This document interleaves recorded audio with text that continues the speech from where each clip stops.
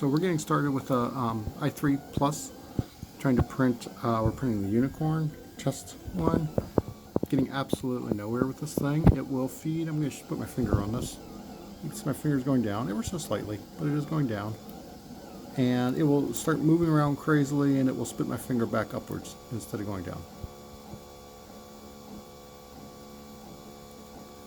So I have not printed this one, so I'm not sure how long it'll be before it spits it up. But you can see my fingers getting lower.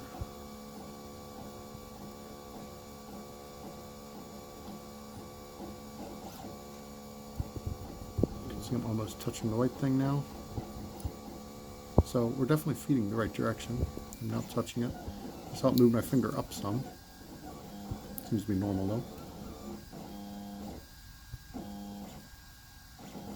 No idea how long it's going to print for before it stops.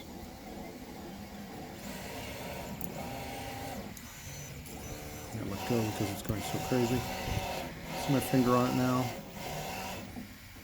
See my finger going up and out it comes. So that's basically all this printer does.